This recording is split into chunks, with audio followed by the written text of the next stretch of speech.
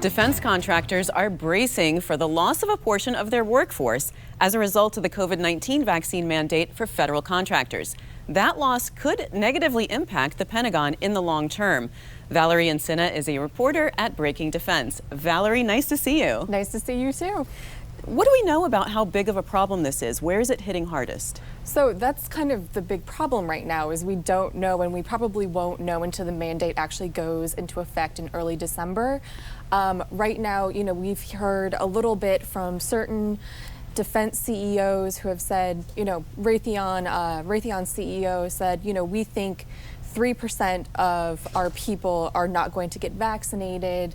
Other CEOs from Northrop, from CACI have said that they believe almost all of their people will get vaccinated, but there still might be a small percentage that does not.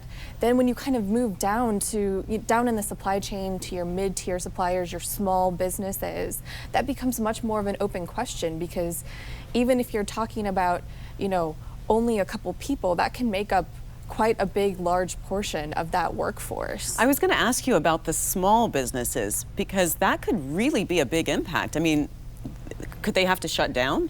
I mean, very possible, or it's very possible that some of the smaller companies that produce components for defense and commercial, they could just say, we don't have this mandate on the commercial side, it's only on defense. Maybe we pivot away from doing defense-orientated work, and that would be very, very bad for the Department of Defense. But again, it's hard to say how big the problem is.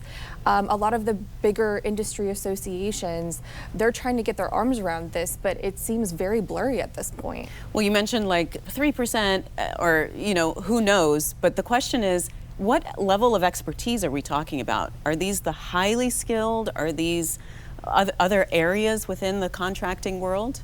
Yeah, I mean, that's a great question. And again, like one that we don't have any sort of view into.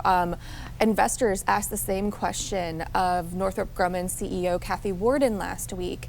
And she basically said, until we get into December, we aren't really going to know, where these people are coming from that might be terminated, that might lose their jobs, and what expertise that they might be bringing with them as they leave. It's really hard to say. Or they might decide where I'm going to retire, or I'm going to leave the workforce completely. Exactly. So what are they doing? What are these defense executives doing to prepare? Well, I think a lot of them have, started, trying to educate people, trying to make it very easy for people to get vaccines by bringing vaccines into the workplace. I think some of them are still kind of struggling to know what to do. They're looking to the government for guidance about how to implement this policy, about how to implement exceptions for people that have, religious, they don't want to do it for religious reasons or for other health reasons that they might have. So, but will those exemptions be as stringent as, say, for the military personnel? Like, how does that work, or other federal employees? Again, they're still sort of working that out. That's a crazy thing. And CACI's the executive there, one thing that he said last week is, we don't just serve the DoD. We create products or provide services for DHS and a lot of other federal agencies, and all of these agencies have different guidance, and it's changing hour by hour. So there's just a lot of moving targets, and if you're a big company, you have lots of people, lawyers that can parse through everything. If you're a small mom and pop shop, that's really, really hard to do. That's what these big industry associations are trying to help out with. But again, it's a very difficult situation. I can see this taking a lot of resources just to figure out what are we doing and how do we implement and what do we do in that case. I'm wondering how this is going to trickle down then to the Pentagon and impact things like readiness, weapon systems, cost, scheduling. That's one place that the National Defense Industrial Association is looking for a little bit of clarity. It's very possible that, if a part of the workforce leaves, we might see production for certain items slow down. We might see cost increase as all of these companies have to increase hiring or find people to fill those gaps. And that could actually, cause the price to increase of something, cause the schedule to increase, and companies don't want to be caught. They don't want to be held financially responsible for that, because in their mind, this was a government mandate. So they're also looking for some clarity on, okay, so what's the path ahead here for when these impacts actually do happen?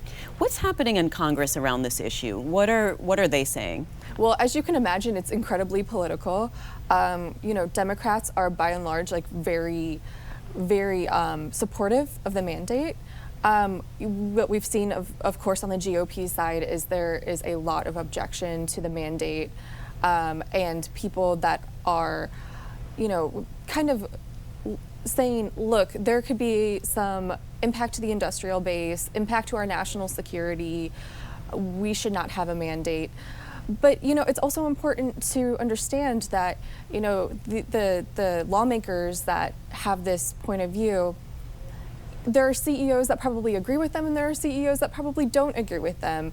It's like the rest of America. There are a lot of viewpoints about this, and it's hard to say that that the defense community has reached one consensus on this. It's a very tough problem. Well, Valerie, thank you for your reporting.